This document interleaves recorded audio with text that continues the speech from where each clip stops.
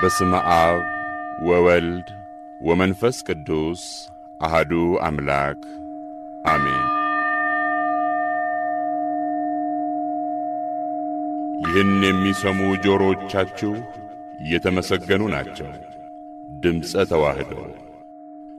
ተዋህዶ የኢትዮጵያ ኦርቶዶክስ ተዋህዶ ቤተክርስቲያንን ትምህርተ ሃይማኖት፣ ሥርዓተ እምነትና ክርስቲያናዊ ትውፊትን የሚያስተምር የሬዲዮ መርሃ ግብር ነው።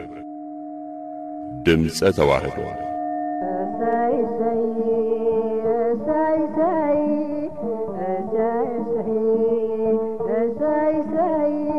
ሞትን ድል አድርጎ ተነሳልን የጽድቅ ፀሐይ።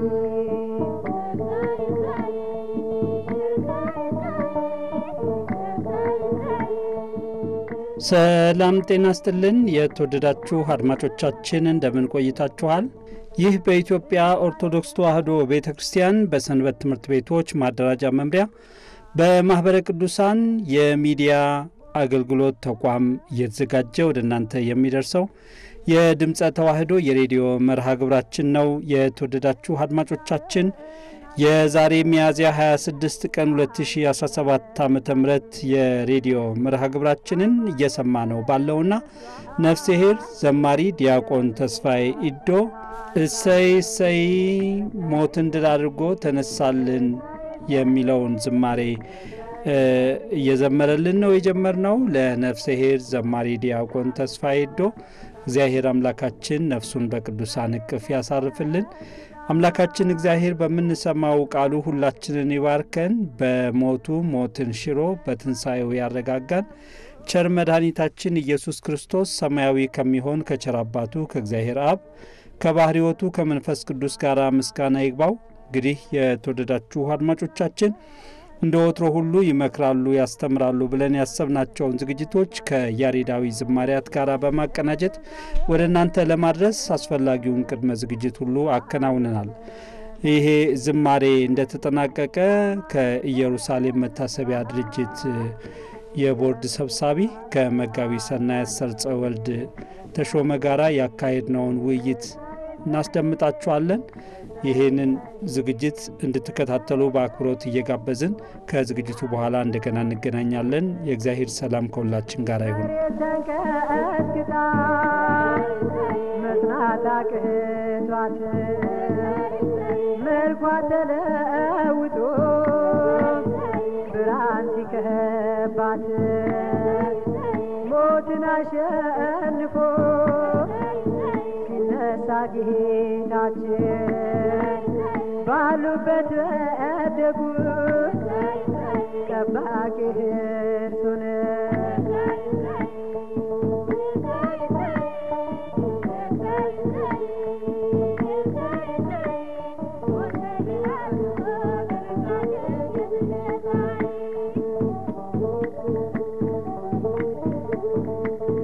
እጅግ ተዋረደ ዲያብሎስ አፈረ በክርስቶስ መስቀል ቀንዱ ተሰበረ። የአዳም ልጆች ሁሉ በጣም ደስ ብሎናል። አሸናፊያችን ሞት ይኸው ተስቶልናል።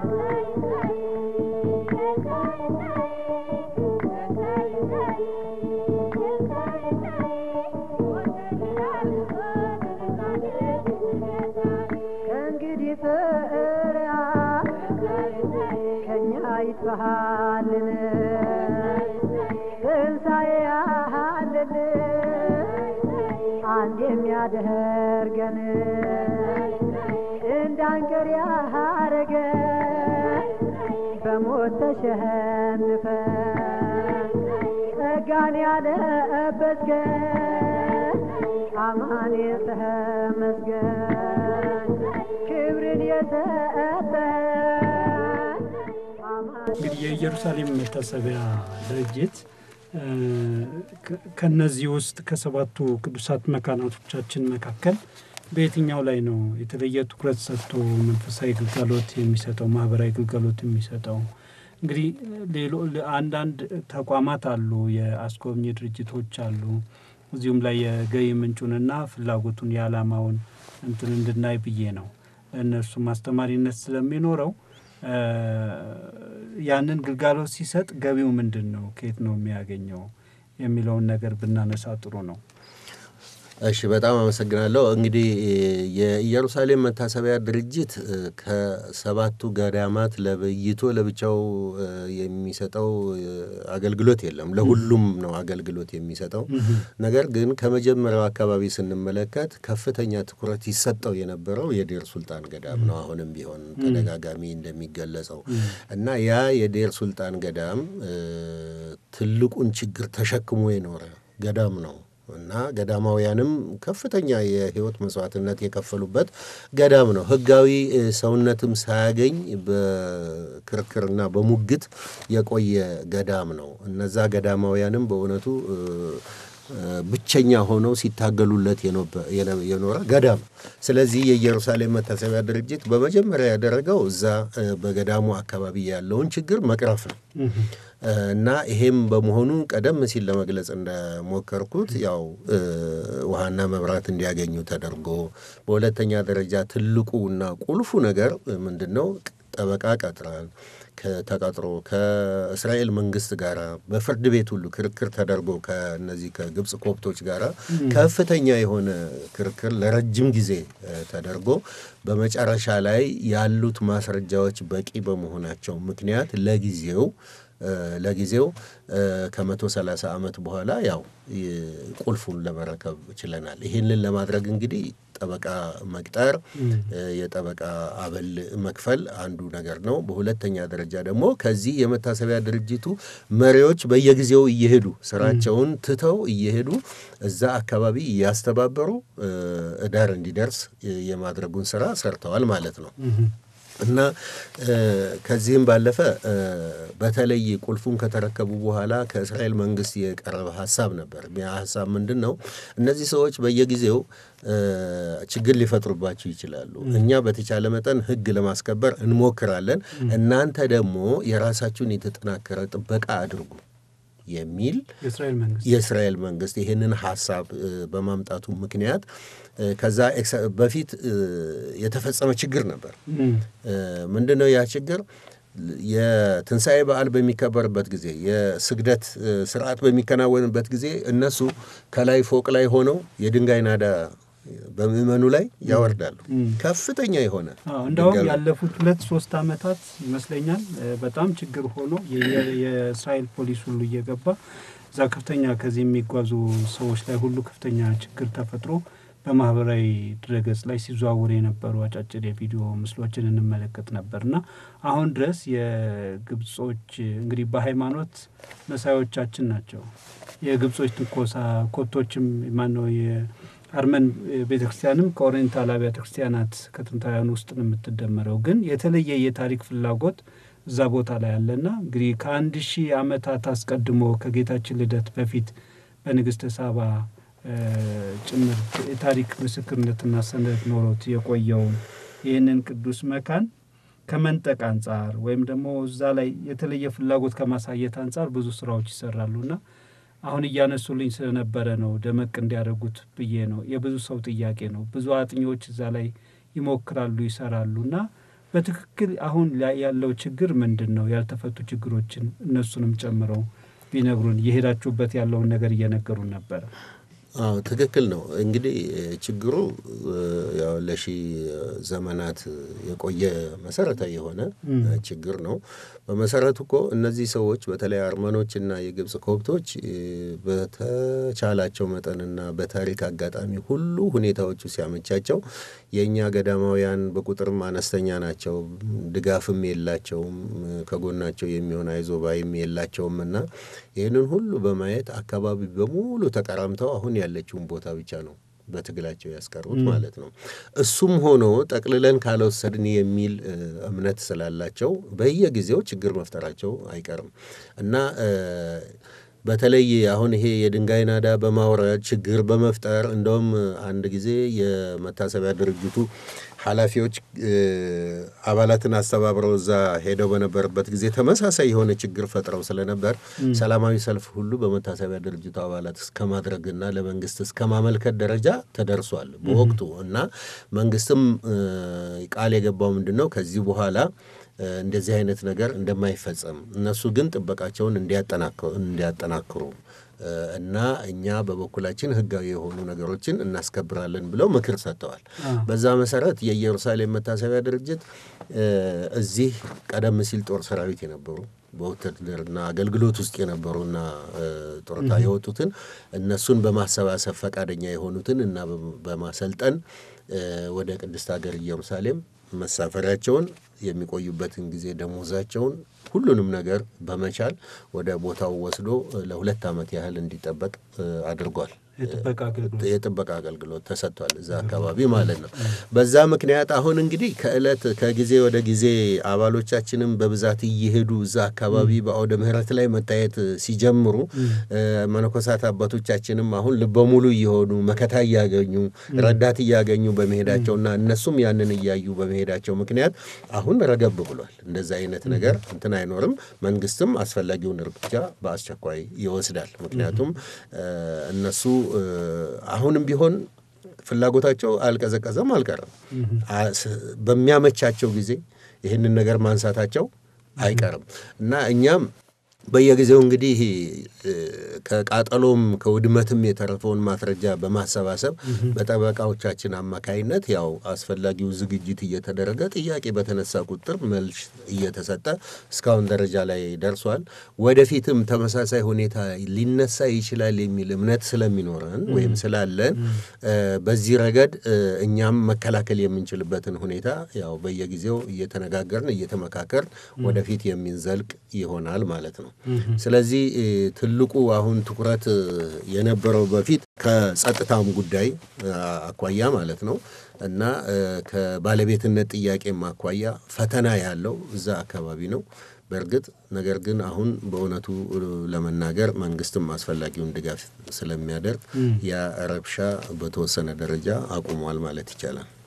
መልካም እንግዲህ እግዚአብሔር ከዚህ በላይም ደግሞ የይዞታ ቦታችን ተከብሮና ተረጋግጦ የእስራኤል መንግስት ተረድቶ በውጭ ያሉ የሌሎች ሀገራት ዜጎችም በሃይማኖትም ይመስሉንም የማይመስሉንም በትክክል ተረጋግተው የየራሳቸውን ሀብት ይዘው እንዲኖሩ እንመኛለን፣ እንጸልያለን። እግዚአብሔር ቅዱሳት መካኖቶቻችንን ጎብኝተን ደግሞ ከነሱ በረከት ለመሳተፍ ያብቃን እንላለን።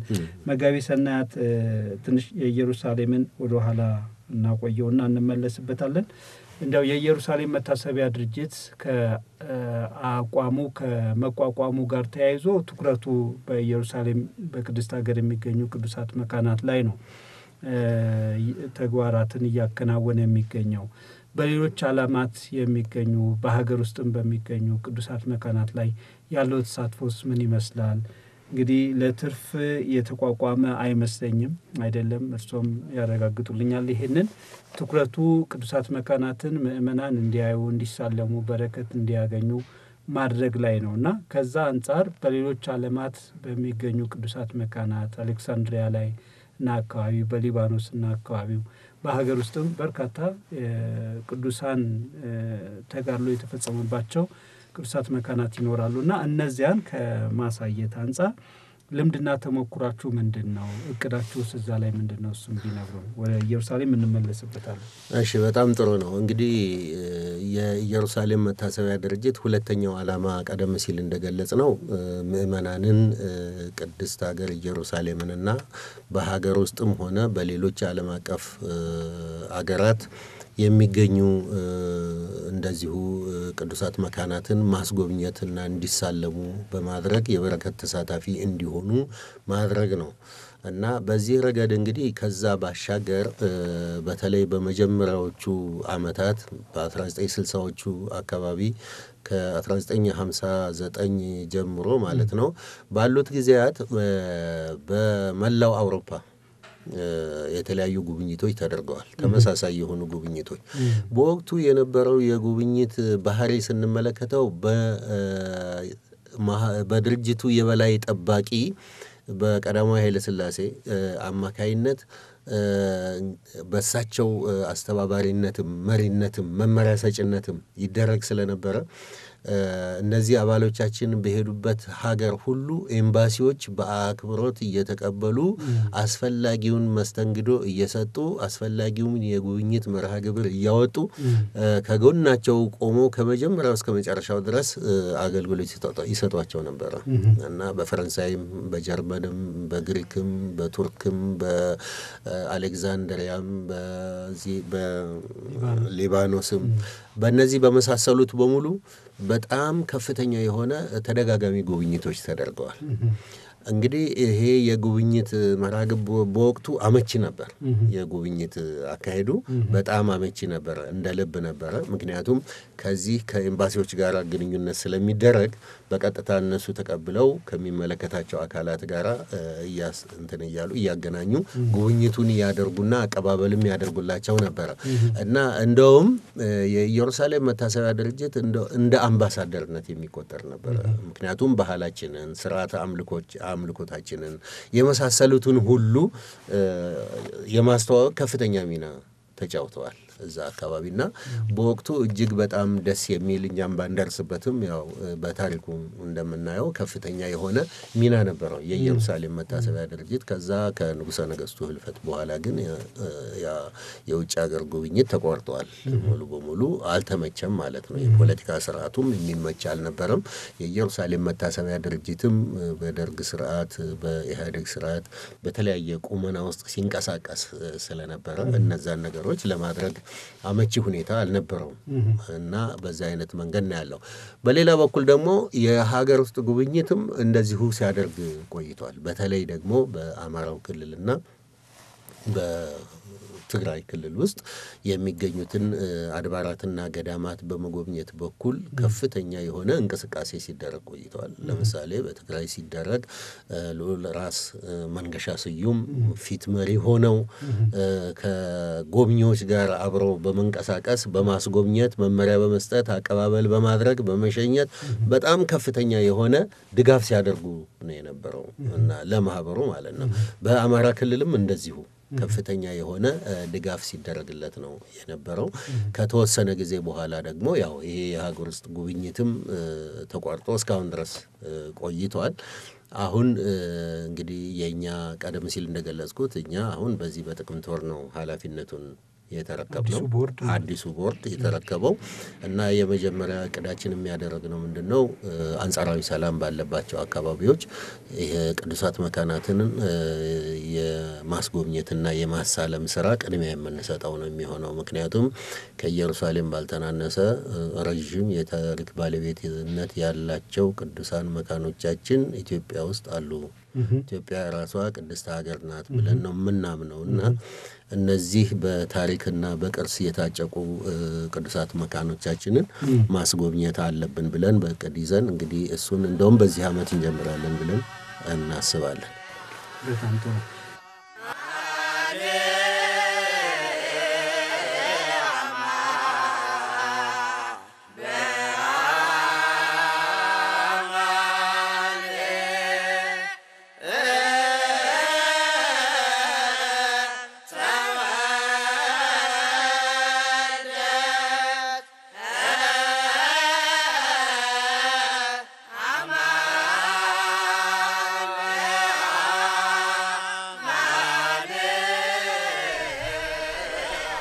የተወደዳችሁ አድማጮቻችን እየተከታተላችሁ የምትገኙት በማህበረ ቅዱሳን የሚዲያ አገልግሎት ተቋም እየተዘጋጀ ወደ እናንተ የሚደርሰውን የድምጸ ተዋህዶ የሬዲዮ መርሃ ግብራችንን ነው ከኛ ጋር ስላላችሁና ዝግጅቶቻችንን እየተከታተላችሁ ስለሆነ እናመሰግናችኋለን እንግዲህ የማህደረ ስብሐት ቅድስት ልደታ ለማርያም የተክለ ሳዊሮስ ሰንበት ትምህርት ቤት መዘምራን የእመቤታችን የድንግል ማርያምን በዓለ ልደት ምክንያት በማድረግ ባሳተሙት ዝማሬ ካሴት ላይ እውነት በእውነት የብርሃን እናቱ ድንግል ማርያም ተወለደች በሚል ርዕሰ ጉዳይ የሚዘምሩትን ዝማሬ ነው የምናደምጠው። ይህ ዝማሬ እንደተጠናቀቀ እንግዲህ ትምህርት በእንተ ተአምረ ማርያም የመጨረሻውን ክፍል እናስደምጣችኋለን።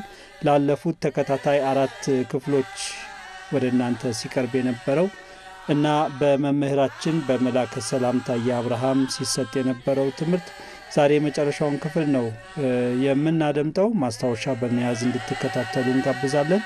እንግዲህ ከመቤታችን ከድንግል ማርያም በዓለ ልደቷ አምላካችን በረከት ረድኤት ያሳትፈን። ዝማሬውንም ትምህርቱንም ተከታትለን እንደገና እንገናኛለን።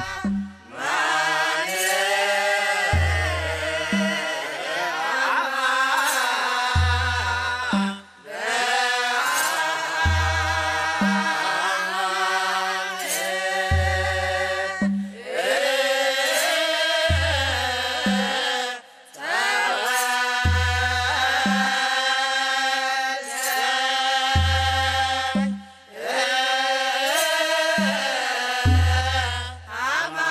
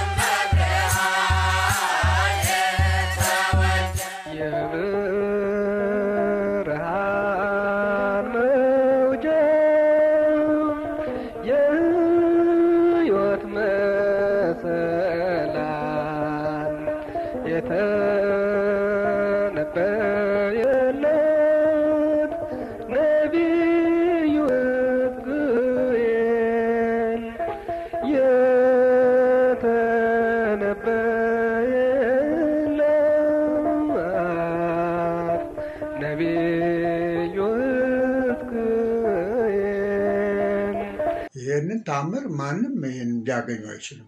ወላዲተ አምላክ ቴዎቶኮስ እሷ ብቻ ናት። ይሄ ነው ትልቁ ተአምር። እሷ ድንግል ወምናት፣ ልጇ አምላክ ወሰብ ነው። ፍጹም ሰው የሆነ ፍጹም አምላክ ነው። እሷ ፍጽምት ድንግል ናት፣ ፍጽምት እናት ናት። እናትነትን ከድንግልና ድንግልናን ከእናትነት አስተባብራ የያዘች እሷ ናት። ልጇም ክርስቶስ አምላክ ሲሆን ሰው ሲሆን አምላክ ነው በተዋህዶ። ያው ድንግል በክልኤ ብለን እሷን እናመሰግናለን። እሱም ሁለት ልደት ተወለደልን ብለን እሱንም እናምናለን እናመሰግናለን። እና ከዚህ የበለጠ ተአምር የለም። ነገር ግን ያን የተጻፈውን ተአምር ግን የሰበሰበው ቅዱስ ዴክስዮስ ኤጲስቆጶስ ዘሀገረ ጥልጥልያ መሆኑን ካየን፣ ሌላ ጊዜ ደግሞ አይ እንደዚህማ ተቀባይነት ካገኘው ብሎ በፍቅር ደግሞ ቅዱስ ገብርኤል የጌታ ልደት ያበሰረው መጋቢት 29 ቀን እሁድ በ3 ሰዓት ነበር። ያ ደግሞ በሁዳዴ ጾም ላይ አብይ ጾም ላይ ነው የሚውለው። በአብይ ጾም ደግሞ ፍጹም ተላ ደስታ እንዳይደረግ የቤተክርስቲያን ቀኖና ይከለክላል። አሁን አንዳንድ ጊዜ ቀኖናውን እየጣስን ነው ያለ ነው እና እዚህ ላይ ጥንቃቄ ብናደርግ ጥሩ ነው። አባቶች ያስቀመጡትን ድንበር አትተላለፍ ተብሎ በመጽሐፍ ምሳሌ የተነገረው ቀኖናውን አንጣስ ሲል ነው። በምስጢሩ ቀኖና መጣስ ጥሩ አይደለም። ሁሉ ነገር በአግባብና በስርዓት መሆን አለበት።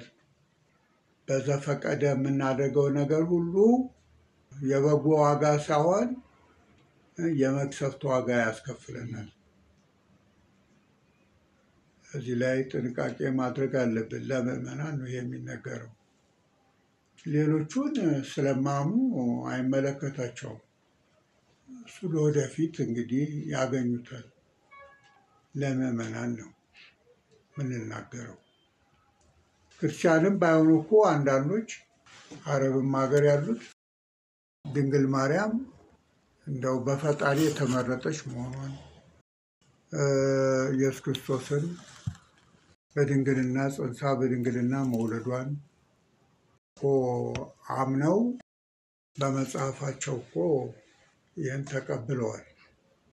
ጥሩ ነው፣ አንድ እርምጃ ነው። ሁለተኛውን ደግሞ ከፈቀዱ ወደ ወንጌል ሲመጡ ይረዱታል። የድሮቹ የዋዎች ናቸው። አሁን ግን ሁሉን ነገር በሳይንስ ልፈትሽ ይላል። ሳይንስ አቅሙ ትንሽ ነው።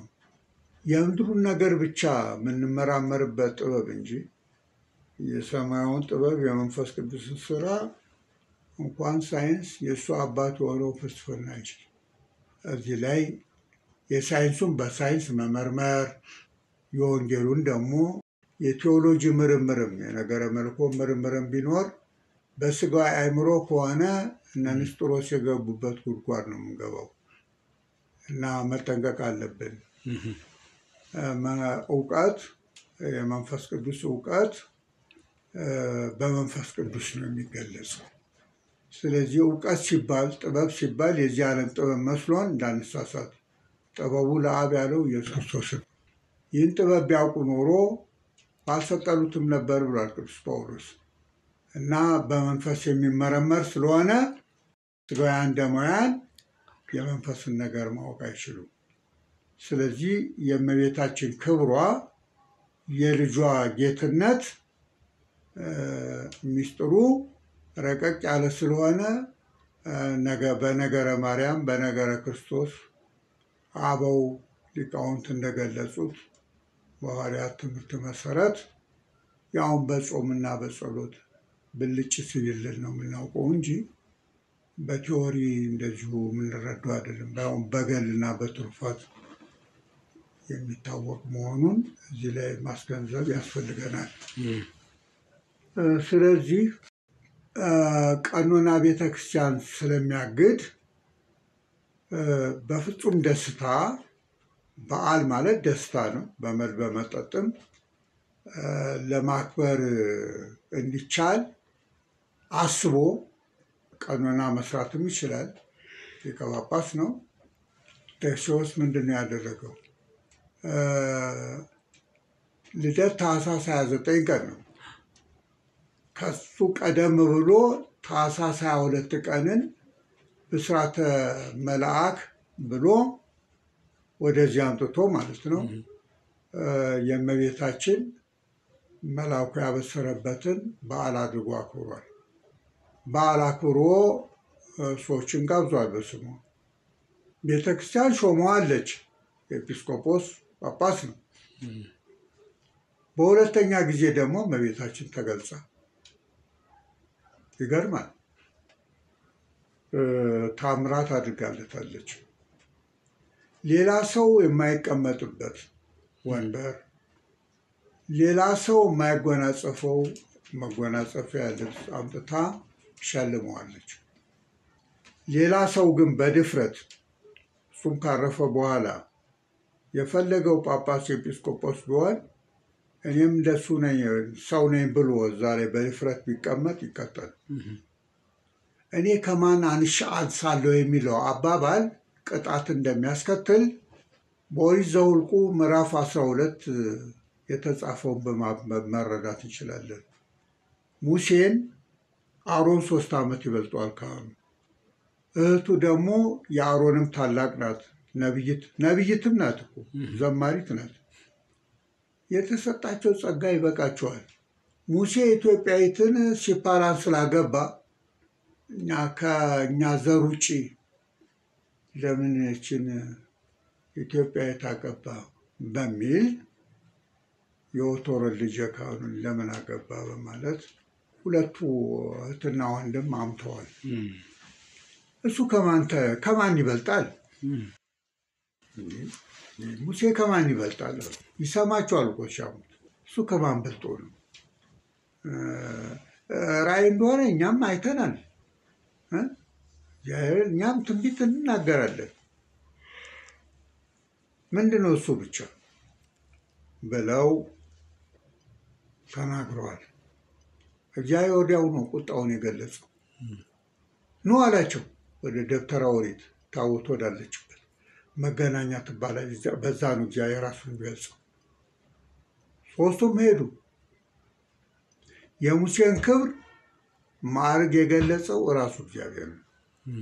የሙሴን ክብርና ማዕረግ ገልጾ ለምን አማችሁት ብሎ ግን ቅጣት ቀጥቷል። የአሮን በሚስጥር ነው የሆነው ቅጣቱ። የማርያም እህተ ሙሴ ግን በለምጽ ነው የተመታችው። 7 ቀን እኮ ከእስራኤል ማህበር ተለይታ ለብቻ ተዘግቷ ተቀምጣ ነበር። አሮን እንግዲህ አሁን ጌታዬ ማለት ጀመረ። ሙሴ አምላክ አይደለም፣ ነገር ግን ሙሴን ጌታዬ አለዋ። በጸጋ የተሰጠው ጌታ መሆኑን አወቀው። ጌታዬ ኧረ እባክህ በድለንሃልና ይቅርታ አድርግልን፣ እሷም እንደዚህ አትሆን ብሎ ለመነው። ቂም የለሹ የዋሃው ማን ነው? ሙሴ ግን ወደ እግዚአብሔር ለመነ። አይ እስከ 7 ቀን ትቆይ ብሎ ቀኖና የሰጣት እግዚአብሔር ነው። በኋላ ከለምጹ አነስታለች። ማን ነው ከእመቤታችን ጋር የሚወዳደር?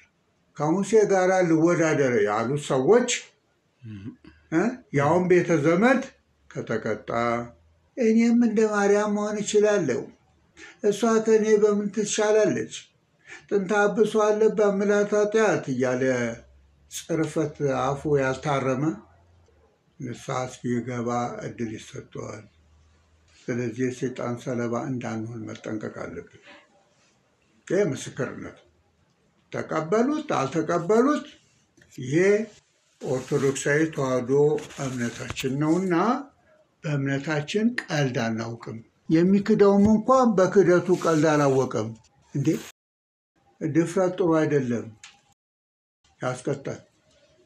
ወደዛ ብዙ ሀተታ ውስጥ አልገባም። ስለዚህ ዴክስዮስ ግን ስላከበረ፣ በዓል ማለት ክብር ነው። ስሟን ስለተዘከረ፣ በስሟ ዝክር ስላደረገ፣ ሰዎችን ስለጋበዘ እመቤታችን ያው እንዳከበራት አክብረዋለች። የሰራፕታ መበለት ኤልያስን እንዳከበረችው እሷም አክብሮ ልጇን ከሞት አድኖላታል። ቤቷን በበረከት እንዲሞላ አድርጓል። ኤልያስን በመቀበል ያይ በረከት የሚገኝ ከሆነ እመቤታችንንማ አክብሮ መቀበል እንዴት በረከት አያሰጥ? አቢዳራ ቤት 3 ወር ታቦተ ጽዮን ተቀምጣ ነበር።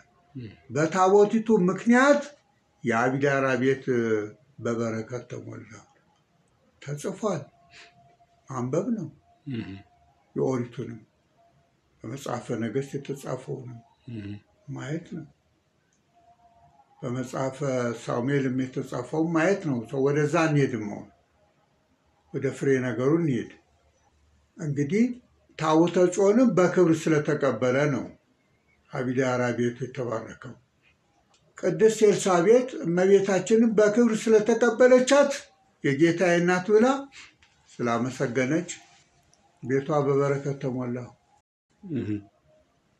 ፈጣኑን የሚያጠምቅ እኮ ልጅ ነው የተገኘው። በእሷ ምክንያት ያ ቤት በ3 ወር ነው ደግሞ ቤታችን የተቀመጠችው። ብሉይ ኪዳን ለአዲስ ኪዳን ምሳሌ ነው። እመቤታችን እውነተኛይቱ ታቦት ናታ። እሷ የገባችበት ቤት በበረከት ይሞላል። እሷን እንኳን በግልጽ ባትገኝ የጼዴንያይቱ ማርያም በክብር ስዕሏን በቤቷ እንደተቀበለች ስንት በረከት እንዳገኘች እናውቃለን።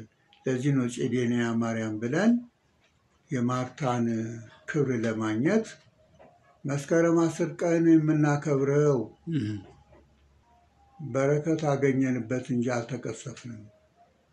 ስዕሏን እንኳን ማክበር ምን ያህል ክብር አለው? ታቦት እኮ ስዕሏ ነው። በታቦት ውስጥ ያለ ጽላት የክርስቶስ ምሳሌ ነው። ታቦቲቱ ከማይነድ እንጨት የተቀረጸችው በውስጥ በአፏ በወርቅ የተለበጠችው ደግሞ የጽላቱ ማደሪያ የሆነች የድንግል ማርያም ምሳሌ ነው። ታቦት ማለት የእግዚአብሔር ማደሪያ፣ እግዚአብሔር ዙፋን። ድንግል ማርያም እኮ እውነተኛ የእግዚአብሔር ዙፋን እና ከማደሪያውም ከታቦትነት አልፋ እናቱ ናት ለፈጣሪ ለኢየሱስ ክርስቶስ። ስለዚህ በዓሏን ስላከበረ መልአኩ ያበሰረበትን አምላክን በድንግልና ጸንሰሽ በድንግልና ትወልጃለሽ አላት። ይኩነኒ አለች። እንደተባለውም ተደረገ። ይሄ እንዳይረሳ በዓል አድርጎ አከበረ። ሌላ መንበር ተሰጠው። ከየት አምጥታ ነው የሰጠችው? ሰማያዊ መንበር ሰማያዊ ልብስ ብሎ የሚጠይቅ ካለ እስራኤል ከየት አምጥተው ነው መና ከሰማይ የወረደላቸው? በሰማይ ቤት እንጀራ ይጋገራል። ኤልያስ በስደቱ ጊዜ ደክሞት ርቦት ተኝቶ ነበር በክትክታ ዛፍ ስር። ከአባቶች አልበልጥምና ግደለኝ ብሎ ነበር። መልአክ ላከለት። ኤልያስ ባህታዊ ድንግላዊ ነው። ማን ይመግበው? ለእግዚአብሔር አምልኮት የቀና ነው። እግዚአብሔር መልአክ ላከለት። ስለዚህ እንጀራ ባገልግል ይላሉ፣ ውሃ በመንቀል አምጥቶ መገበው መልአክ። ከየት አምጥቶ ነው መልአክ የመገበው? ከሰው ቤት ከሆነ የሰው እንጀራና የሰው መስረቅ ሊሆን ነው። በታምራት ነው። የእመቤታችን በታምራት ነው። መንበሩና መጎናጸፊያውን አምጥታ የሰጠችው። ደክሶስ ክብር አገኘ። ካረፈም በኋላ በእሱ እግር የተተካ አንድ ኤጲስቆጶስ ነበር። ኤጲስቆጶስነቱ ይበቀዋል። አንዳንድ ጊዜ ያልተሰጠን ጸጋ መፈለግ ጥሩ አይደለም። ለምሳሌ ቆሬና ዳታን እኛም የእግዚአብሔር ሕዝብ ነን፣ የሌዊ ልጆች ነን፣ ሌዋውያን ነን። ምንድን ነው ሁለት ወንድማማቾች፣ አንዱ ካህን ሊቀ ካህናት፣ አንዱ መስፍን፣ ሁልጊዜ እንደዚህ ነው እንዴ? ሹመት በተርታ ስጋ በገበታ እኛም ይገባናል ብለው እንግዲህ ተነሳሱ። አንዳንዶቹን እሳት በላቸው። ሌሎችን ደግሞ መሬት ነቆሬን ተቃዋሚዎችን መሬት ተገፍተው አጠቻቸው። የነቆሬን ጉዳይ የተቃውሞ ጥቅም እንደሌለው ያው ሌሎችም እንደነሱ የሚቃወሙ እንደሚመጡ ስላወቁ ቅዱስ ጴጥሮስም ይሁዳ በሰማዕትነት ነው ያለፈው። የአስቆሮቱ ይሁዳ ሳይሆን ከ72 አርድእት አንዱ ያዕቆብ ወንድም የተባለው በመልእክቶቻቸው ጽፏል። ቅዱስ ጴጥሮስ ማለት ነው በሁለተኛ መልእክቱ በመልእክቱ ጽፏል። እና ቆሬ እንዴት እንደተቀጡ እንትናም ጽፏል። ቅዱስ ይሁዳም ጽፏል። ሁለቱም ጽፏል ማለት ነው። ምስክርነት ከመጽሐፍ ቅዱስ ከፈለግ እንግዲህ መጽሐፍ ቅዱስን የምናነባው ልንመከርበት ልንገሰጽበት ነው። በሮሜ መልእክቱ ምዕራፍ 15 ቁጥር 4 ላይ የተጻፈው ሁሉ ለተግሳጻችን ለትምህርታችን ተጽፏል ልንገሰጽበት ተብሎት ተነግሯል። እንደ ዝም ብሎ ማነብነቡ ብቻ አይጠቅመንም። መጽሐፍ ቅዱስ ከብሉይ እስከ ራዕየ ዮሐንስ ከኦሪት በጣም አንብበን ችለናል እናውቀዋለን የሚሉ ሰዎች አሉ። አውቃለሁ የሚል ነው ደንቆሮ። ሶቅራጥስ እንኳን እንዲህ አይነት ትምክህት አልተመካም ፈላስፋ። አንተ ብዙ ነገር እኮ ታውቃለህ ምናምን ሲሉት አንድ ነገር አውቃለሁ አለማወቄን አውቃለሁ ነው ያለው። እና ትክክለኛ እውቀት በትህትና የሚገኝ እንጂ ከትዕቢት የሚመጣ እውቀት ዲያብሎስንም ጥሎታል። ምን ይጠቀማል? እኛ እኮ ብዙ ቋንቋ እንችላለን የሚሉ ሰው አለ። ቋንቋ በትችል ታዲያ ምን ከአንተ የበለጠ ዲያብሎስ ቋንቋ ይችላል? አዳምና ሔዋንን በየትኛው ቋንቋ ነው ያሳታቸው? በእባባቱ አይደል ያሳተው? እባብ ምን ቋንቋ አላት?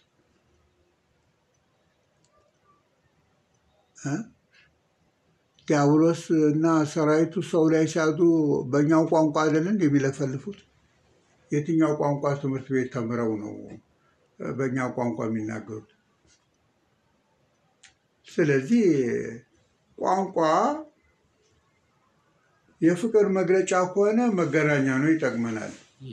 ፍቅር የሌለው ቋንቋ ግን ምንም አይጠቅምም። በቋንቋ አይደለም ሌሎችስ የሚያስቱት። አሪዎስ እኮ ይችላል፣ ዕብራይስጥ ይችላል፣ ጽር ይችላል፣ ይዛ አካባቢ የራሱ ቋንቋ ይችላል። በቋንቋ ሰው አይደለም። ጌታ የማይችል ሆኖ ነው በአንድ ቋንቋ ብቻ ወንጌልን እዛ ያስተማሩ። ወንጌላውያን ግን ለሰው እንዲገባ በየቋንቋው ጽፈዋል። ቋንቋ አይነቀፍም። ቢነቀፍ ኖሮ መንፈስ ቅዱስ ቋንቋ ለሐዋርያት አይገልጽም። ስለዚህ ቅዱስ ደክሲዮስ ኤጲስቆጶስ ካረፈ በኋላ እኔ ከማን አንሳለሁ? እኔም ሰው እሱም ሰው፣ እሱም ኤጲስቆጶስ እኔም ኤጲስቆጶስ ብሎ ራሱን ከፍ ከፍ በማድረግ አምጡልኝ አለ። ቢከለክሉትም ካህናት አምጡ አለ፣ አዘዘ። መንበሩን አመጡ። በወንበሩ ላይ ተቀመጠ። እንትኑንም መጎናጸፊያውም ለበሰ። ድብና አለ። ካህናት ሳይሆኑ 200 የሚያካሉ ሌዋውያን ማዕጠንተ ወርቅ ይዘው እኛ ከአሮን አናንስም ብለው ገብቶ እናጥናለን አሉ። ልብሱ ሳይቃጠል እነሱ እምሽክ ብለው በእግዚአብሔር እሳት ተቃጠሉ።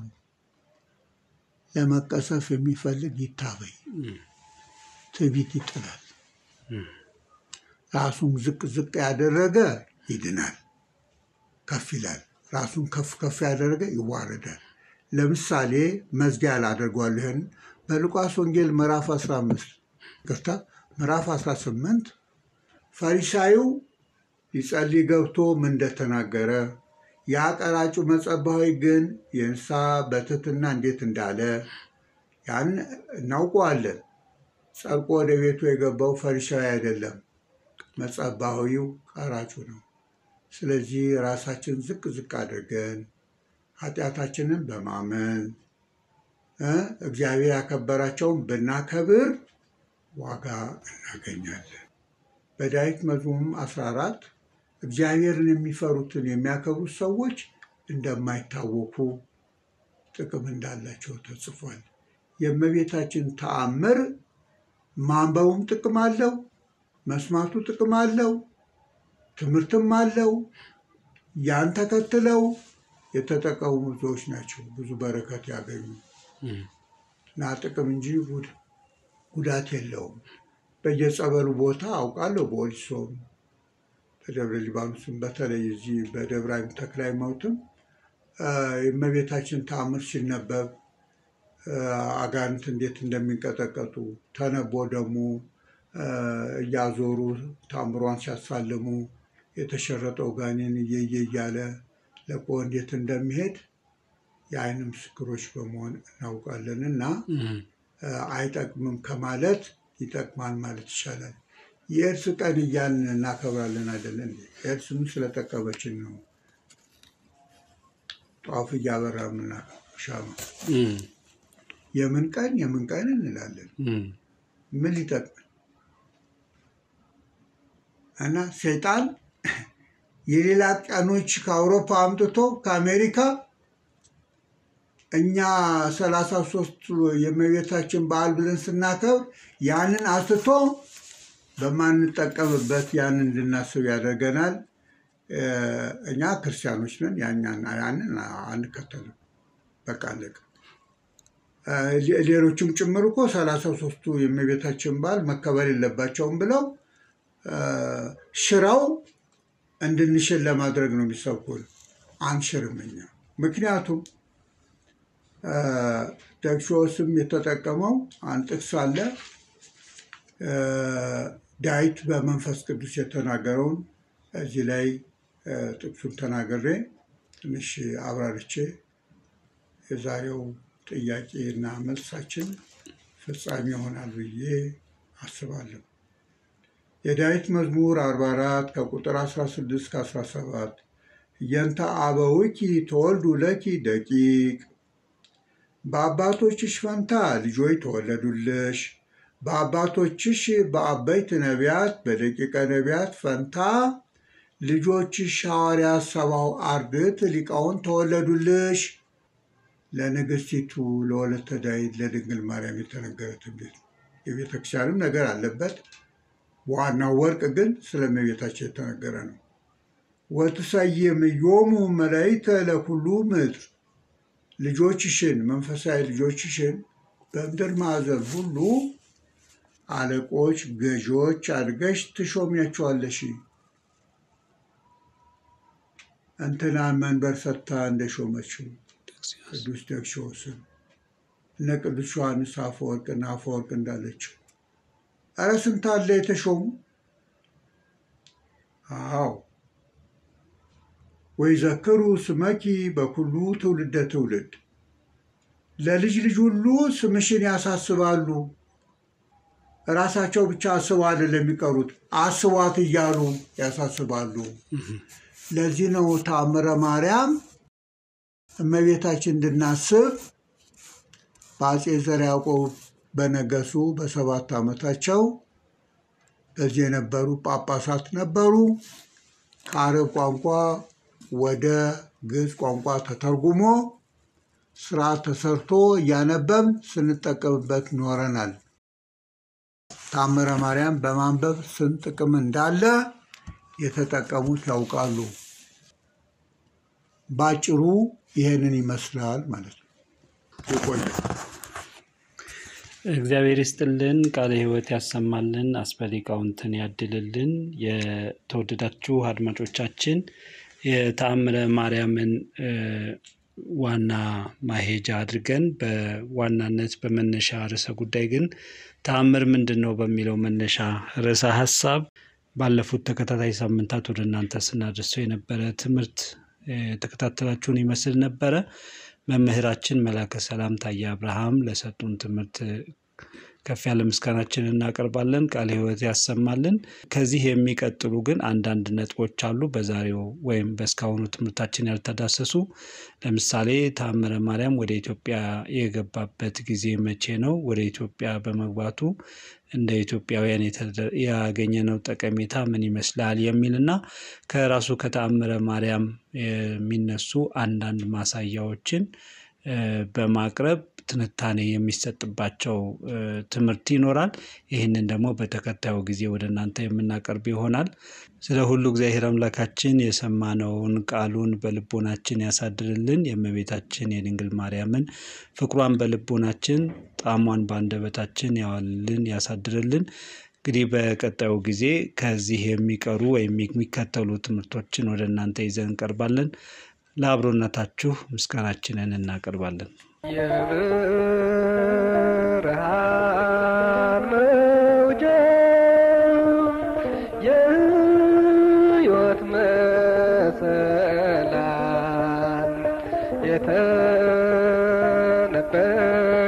የተነበየለት ነቢዩ ሕዝቅኤል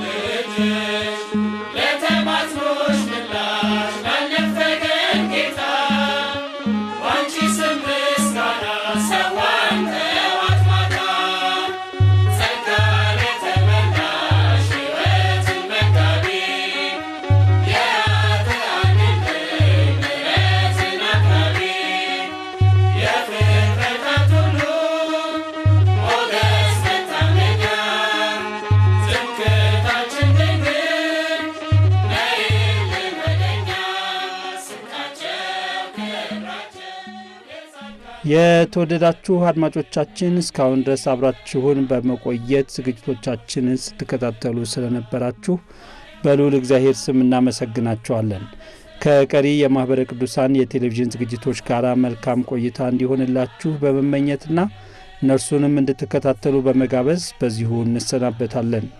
የእግዚአብሔር አብ ጸጋ፣ የእግዚአብሔር ወልድ ፍቅር፣ የእግዚአብሔር መንፈስ ቅዱስ አንድነት ቸርነት፣ የእመቤታችን የቅድስት ድንግል ማርያም ወላዲተ አምላክ አማላጅነት፣ የቅዱሳን አባቶቻችንና እናቶቻችን በረከታቸው፣ ድል የማትነሳ ጥርጥር የሌለባት ንጽሕት ቅድስት ተዋሕዶ እምነታቸው በእኛ ላይ ጸንታ ትኑር ለዘላለሙ አሜን።